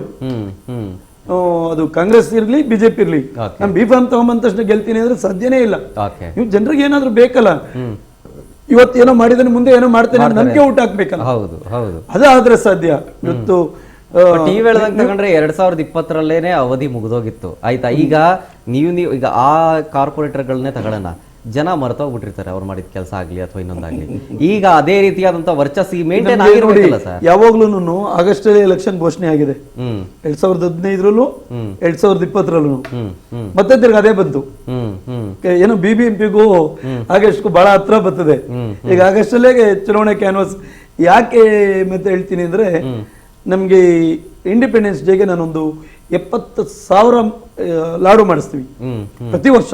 ಈಗಿಲ್ಲ, ಒಂದು 5-10 ಸಾವಿರದಿಂದ ಸ್ಟಾರ್ಟ್ ಮಾಡಿ 2000 ಇಸ್ವಿಯಿಂದ ಸ್ಟಾರ್ಟ್ ಮಾಡಿದ್ದು. ಈ ನೀತಿ ಸಂಹಿತೆಯಲ್ಲಿ 2 ಸರಿನೂ ನಾನು ಕೊಡ್ಲಿಕ್ಕೆ ಆಗ್ಲಿಲ್ಲ. ಆಗಸ್ಟ್ ಅಲ್ಲೇ ಬಂತು ಚುನಾವಣೆ. ಈಗಲೂ ನೀವು ಆಗಸ್ಟ್ ಅಲ್ಲೇ ಬಂತು ಅಂತಂದ್ರೆ ನಮ್ಗೆ ಅವತ್ತು ನಾವು ದೇಶ ಪ್ರೇಮನ ಹೇಗೆ ಅಂದ್ರೆ ನಾನು ಸ್ವಂತ ಹಬ್ಬಗಳಿಗಿಂತ ಪ್ರತಿ ಹಬ್ಬನೂ ರಾಜ್ಯೋತ್ಸವ, ಇದು ಗಣರಾಜ್ಯೋತ್ಸವ ಇರ್ಬೋದು, ಇಂಡಿಪೆಂಡೆನ್ಸ್ ಡೇ ಇರ್ಬೋದು, ನಮ್ಮ ಮಕ್ಕಳ ಜೊತೆ ಬೆಳಗ್ಗಿಂದ ಸಂಜೆ ಕಳಿತೀವಿ. 2 ದಿವಸ ಮುಂಚೆಗೆ ಇದ್ಬಿಡ್ತೀವಿ. ಫೈನ್ ಮಾತಾಡ್ತೀನಿ, ಚರ್ಚೆ ಮುಂದುವರಿಸ್ತೀನಿ. ಸರ್, ಗಣೇಶ್ ಸರ್, ಈಗ ಇದರೆಲ್ಲ ಜೊತೆಗೆ ಸರ್ಕಾರಕ್ಕೆ ಸೋಲೋ ಭಯ ಅಂತನೋ ಅಥವಾ ಕುಂಟುನೆಪ ಅಂತನೋ ನಾನಾ ರೀತಿಯ ಒಂದಷ್ಟು ಮಾತುಗಳು ಓಡಾಡ್ತಾ ಇದೆ. ಇದರ ಜೊತೆಗೆ ಇನ್ನೊಂದು ಸೇರಿಸ್ತೀನಿ, ಇನ್ನೊಂದು ಮಾತುಕತೆ ಆಗ್ತಾ ಇದೆ. ಪವರ್ ಫೈಟ್ ನಡೀತಾ ಇದೆ, ನಿಮ್ಗೆ ಗೊತ್ತಿದೆ, ಕಾಂಗ್ರೆಸ್ನಲ್ಲಿ ಕುರ್ಚಿ ಕಾದಾಟ ಆಗ್ತಾ ಇದೆ. ಸೊ ಈ ಒಂದು ಜಂಜಾಟದ ನಡುವೆನೇ ಬ್ಯುಸಿಯಾಗಿ ಹೋಗಿದ್ದಾರೆ. ಜೊತೆಗೆ ಈ ಟಿಕೆಟ್ ಹಂಚಿಕೆ ವಿಚಾರಕ್ಕೆ ಸಂಬಂಧಪಟ್ಟಂತೆ ಅದಾದ್ಮೇಲೆ ಒಂದಷ್ಟು ಜನ ಶಾಸಕರು ಮಂತ್ರಿ ಆಗೋದಕ್ಕೆ ಹೋಗ್ತಿದ್ದಾರಂತೆ. ಈ ಡೆವಲಪ್ಮೆಂಟು ಈ ಜಂಜಾಟದಿಂದಲೂ ಕೂಡ ಡಿಲೇ ಆಗ್ತಾ ಇದೆ ಅನ್ನೋದೊಂದು ಮಾತು. ಈಗ ನೋಡಿ ಸರ್, ಅಂಗೈ ಹುಣ್ಣಿಗೆ ಕನ್ನಡಿ ಬೇಡ ಅಂತ ಹೇಳ್ತೀವಿ. ರಾಜ್ಯ ಸರ್ಕಾರದಲ್ಲಿ ಏನೇನು ನಡೀತದೆ ಅಂತ ಹೇಳಿ ಕಾಲಕ್ಕೆ ಕ್ಷಣದಲ್ಲೂ ಎಲ್ಲಾ ಮಾಧ್ಯಮಗಳು ಇನ್ಕ್ಲೂಡಿಂಗ್ ನಿಮ್ದು ಸೇರಿಸಿ ನೇರವಾಗಿ ಮಾತಾಡಿರೋ ಮಾತುಗಳನ್ನೇ ಬಿತ್ತರ ಮಾಡ್ತಿದ್ರ. ಏನ್ ಯಾರೋ ಹೇಳಿದ್ರು ಬರ್ಕೊಂಡು ಬಂದು ಪೇಪರ್ ಬರ್ದಿದ್ರೆ ನಾನು ಹಂಗೆ ಹೇಳಿಲ್ಲ ಅಂತ ಹೇಳ್ಬೋದು. ಅವ್ರು ಮಾತಾಡಿರೋ ಮಾತುಗಳನ್ನ ಎಲೆಕ್ಟ್ರಾನಿಕ್ ಮೀಡಿಯಾದಲ್ಲಿ ನೇರವಾಗಿ ಬಿತ್ತರೆ ಮಾಡ್ತಿರ್ಬೇಕಾದ್ರೆ ನಾವೇನ್ ಮಾತಾಡ್ತಿದ್ದೀವಿ ಸರ್? ನಿಮ್ಮ ಸರ್ಕಾರದಲ್ಲಿ ಆಡಳಿತದ ವ್ಯವಸ್ಥೆ ಹೇಗಿದೆಯೋ ಗೊತ್ತಿಲ್ಲ. ಅಧಿಕಾರಕ್ಕಾಗಿ ನೀವು ಕಚ್ಚಾಡ್ತಿದ್ದೀರಾ. ಇದು ಇಲ್ಲ ಅನ್ಬೋದು, ನಾನು ಇಲ್ಲ ಅಂತ ಹೇಳ್ಬೋದು, ನಾನು ಅದ್ರ ಬಗ್ಗೆ ಆಕ್ಷೇಪ ಇಲ್ಲ ಸರ್. ನಾವು ಅದಕ್ಕೆ ಹೇಳುದು ಅಂಗೈ ಉಣಿಗೆ ಕನ್ನಡಿ ಬೇಕಂತ ಟಿವಿಯಲ್ಲಿ ಅವ್ರು ಮಾತಾಡಿದ್ರೆ ಡೈರೆಕ್ಟ್ ಆಗಿ ತೋರಿಸ್ತಾ ಇದ್ದಾರೆ. ನಾನು ಹೇಳಿದ್ದಲ್ಲ, ಹಿಂದೆ ಇದೇ ಸುರೇಶ್ ಅವರು ಅಥವಾ DCM ಆಗಿರತಕ್ಕಂಥ ಮಾನ್ಯ ಶಿವಕುಮಾರ್ ಅವರು ನೀವು ಏನ್ ಹೇಳಿದ್ವಿ ಅಂತ ಸರ್ 3 ದಿವಸಕ್ಕೂ ಡೆಲ್ಲಿಗೆ ಹೋಗ್ತಾವ್ರಲ್ಲ ಸರ್. ಹೇಳಿ ಸರ್, ನಾವು ಸ್ವಂತ ಕಾರ್ಯಕ್ರಮಕ್ಕೆ ಹೋಗಿದ್ವಿ, ವೈಯಕ್ತಿಕವಾಗಿ ಹೋಗಿದ್ವಿ, ನಾವು ತಿನ್ನಬಾರ್ದ, ನಾವು ಉಣ್ಣಬಾರ್ದ, ನಾವು ಡಿನ್ನರ್ ಮಾಡಬಾರ್ದ, ನಾವ್ ಅದೆಲ್ಲ ಹೇಳಿದ್ದೀವ ಸರ್? ನಾವಲ್ಲಿ ಅಪೇಕ್ಷೆ ಪಟ್ಟಿದ್ದೀವ ಸರ್? ನಿಮ್ಮ ಸ್ಥಾನಮಾನಕ್ಕೆ ತಕ್ಕನಾದಂಗೆ ನಡ್ಕೊಳ್ರಪ್ಪ ಅಂತ ನಾವು ವಿನಂತಿ ಮಾಡ್ತಿದ್ದೀವಿ ವಿನಃ ನೀವು ಹೆಂಗ್ ಹೋಗ್ತೇವೆ ನಾಯಕರು ನಾಳೆ ಕಾರ್ಪೊರೇಟ್ರು ಹಂಗೆ ಹೋಗೋದ್ ಬೇಡಪ್ಪ. ಹಿರಿಯಕ್ಕನ ಚಾಲಿ ಮನೆ ಮಕ್ಕಳಿಗೆಲ್ಲ ಅಂತ ಒಂದು ಕನ್ನಡದಲ್ಲಿ ಗಾದೆನೂ ಇದೆ.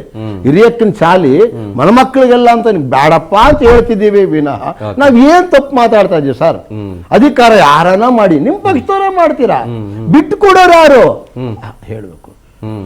ಅಲ್ಲ, ಹೈಕಮಾಂಡ್ ಹೇಳಬೇಕು.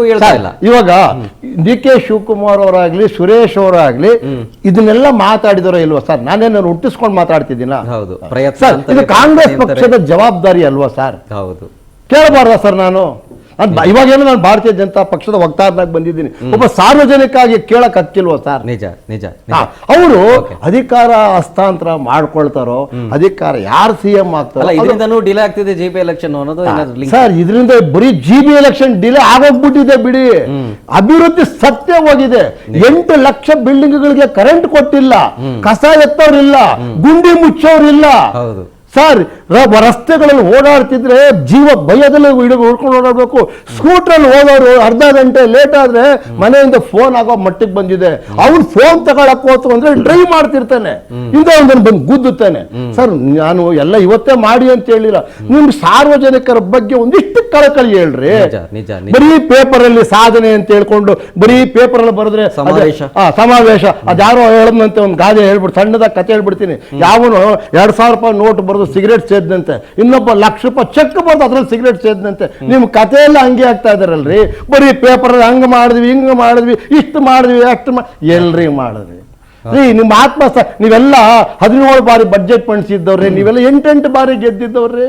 ನೀವೆಲ್ಲ ಒಂದ್ ಸ್ವಲ್ಪ ವ್ಯವಸ್ಥೆ ಬಗ್ಗೆ ಕಾಳಜಿ ಇಟ್ಕೊಳ್ರಿ, ಈ ಜನತೆ ಬಗ್ಗೆ ಕಾಳಜಿ ಇಟ್ಕೊಳ್ರಿ. ಅದು ಇಲ್ಲದೆ ಸುಮ್ಮನೆ ದಿನ ಬೆಳಗಾರ ಬುಡುಬುಡಿಕೆ ಆಡ್ತಾ ಇದ್ರೆ ನಮ್ಗೆ ಏನ್ರಿ? ಆ ಹೈಕಮಾಂಡು ಹಂಗೆ ಇದೆ. ಇಲ್ಲಿ ಮತದಾನ ಪತ್ರ ಕೇರಳದಲ್ಲಿ ಇವಾಗ ಗೆದ್ರಲ್ಲಪ್ಪ, ಅಲ್ಲೆಲ್ಲ EVM ಬಂದೋಬಸ್ತ್ ಆಗಿತ್ತ. ಅದೇನ್ ಬೆಂಗಳೂರಲ್ಲಿ ಮಾತ್ರ ಮತದಾನ ಪತ್ರ ಎಂತ ಮಾತಾಡ ಜನ ಬರೋ ಮಾತಾಡ್ತಿರಲ್ರಿ. ಸ್ವಲ್ಪ ನ್ಯಾಯ ರೀತಿ ಇಟ್ಕೊಳ್ರಿ. ಕಾಂಗ್ರೆಸ್ ಪಕ್ಷದ ಅಧಿಕಾರ ಶೇರಿಂಗು ಸರ್ ಒಂದೇ ಸೆಕೆಂಡ್ ಮಾಡ್ಬೋದಾ? ಆಮೇಲೆ ಇಲ್ಲ ಮುಗಿಸ್ಬಿಡ್ಲಿ ಆಯ್ತು, ಆಮೇಲೆ ಮುಗಿಸ್ಮೇಲೆ ಹೇಳ್ತೀನಿ, ನೋ ಪ್ರಾಬ್ಲಮ್. ಅವ್ರಿಗೆ ಕಷ್ಟ. ನನ್ನ ವೈಯಕ್ತಿಕವಾಗಿ ಹೇಳೋದಾದ್ರೆ DK ಶಿವಕುಮಾರ್ ಮುಖ್ಯಮಂತ್ರಿಗಳಾಗಬೇಕು, ಆಗ್ಬೇಕು, ಸಂತೋಷ. ಹ್ಮ್ ಅವ್ರದ್ದು ಶ್ರಮ ಇದೆ, ಓಕೆ ಕೊಡ್ಬೇಕಲ್ವಾ? ನಾನು ಮುಗಿಸ್ಬಿಡ್ತೀನಿ. ಹಾಗೆ, ಓಕೆ. ಅವರು ಬರ್ಲಿ, ಬರ್ಲಿ. ಕಾಂಗ್ರೆಸ್ ಹಿಂದಿನ ಸಂಸ್ಕೃತಿ, ಪಕ್ಷದ ಅಧ್ಯಕ್ಷರಿದ್ದು ಅವರ ಅಧ್ಯಕ್ಷತೆಯಲ್ಲಿ ಸರ್ಕಾರ ಬಂದ್ರೆ ಕೊಡ್ಬೇಕು. ಅವ್ರು ಕೊಡ್ಬೇಕು, ಕೊಟ್ಕೊಂಡ್ ಬಂದಿದ್ರು, ಈಗಲೂ ಕೊಡ್ಬೇಕು. ಕ್ಲಿಯರ್. ಇದಕ್ಕೂ GPI ಚುನಾವಣೆಗೂ ಸಂಬಂಧ ಇಲ್ಲ. ಹಂಗಂತ ಇವ್ರದ್ದೇನು ಕಿತ್ತಾಟ, ಇಲ್ಲೇನು ಯತ್ನಾಳ್ ಅವ್ರದ್ದೇನು, ರಮೇಶ್ ಜಾರಕಿಹೊಳಿದೇನು, ಮಧು ಬಂಗಾರಪ್ಪದೇನು, ಸರ್ಕಾರ ಕುಮಾರ್ ಬಂಗಾರಪ್ಪದೇನು, ಸರ್ಕಾರ ಸಿದ್ದೇಶ್ವರದೇನು, ರೇಣುಕಾಚಾರ್ಯದೇನು, ವಿಶ್ವನಾಥ್ ಅವ್ರದ್ದೇನು ಕಡಿಮೆನಲ್ಲಿ? ಅಲ್ಲೇನ್ ಕಡಿಮೆ ಇದೆಯಾ? ಅಲ್ಲ ಅವ್ರದ್ದು ಸರ್, ನಿಮ್ದು ಹೇಳಿ ಸರ್. ಇವ್ರದ್ದೇನೋ ಕಿತ್ತಾಟ, ಇನ್ನೊಂದು ಪಕ್ಷದ ಬೇಡ. ಫಸ್ಟ್ ಅವ್ರ ಪಕ್ಷದಲ್ಲಿ ಏನ್ ಅಧ್ಯಕ್ಷರು ವಿರೋಧ ಪಕ್ಷ ನಾಯಕರು ಇದಾರಲ್ಲ, ಅವ್ರನ್ನ ಸರಿಯಾಗಿ ಜೊತೆ ಮಾಡಕ್ ಹೇಳಿ. ಅವರು ಇವ್ರ ಕಂಡ್ರೆ ಅವ್ರಿಗಾಗಲ್ಲ, ಅವ್ರ ಕಂಡ್ರೆ ಆಗಲ್ಲ, ಎಲ್ರಿಗೂ ನಾವು ಸರಿ ಇಲ್ಲ, ನೀವು ಸರಿಗಿದ್ದೀರಾ? ನೀವು ಇನ್ನೊಬ್ಬರದ ಡ್ರೈವರ್ ಸರಿಗಿದ್ದೀರೇನ್ರಿ? ಹಲೋ ಬ್ರದರ್, ಈಗ ಅವ್ರ ಮಾತಿಗೆ ಬರ್ತೀವಿ. ನಾವು ಪ್ಯಾಸೆಂಜರ್ ವಿರೋಧ ಪಕ್ಷ ನಾಯಕರೇ, ನಾವು ಸರಿ ಇಲ್ಲ. ನೀವು ಆಡಳಿತ ನಡೆಸೋ ಡ್ರೈವರ್ ಸರಿಯಾಗಿ ನಡೆಸ್ತೀರಿ. ಯಾಕ್ರಿ ರಾಜ್ಯ ಆಡಳಿತ ಹಾಳು ಮಾಡ್ತೀರಾ? ಯಾಕ್ರಿ ಜನಗಳಿಗೆ ತೊಂದರೆ ಕೊಡ್ತೀರಾ? ಯಾಕ್ರಿ ವ್ಯವಸ್ಥೆ ಹಾಳು ಮಾಡ್ತಿದ್ರ? ರಾಜಣ್ಣ ಅವ್ರು ಹೇಳಿದ್ರು ಲಾಸ್ಟ್ ಟೈಮು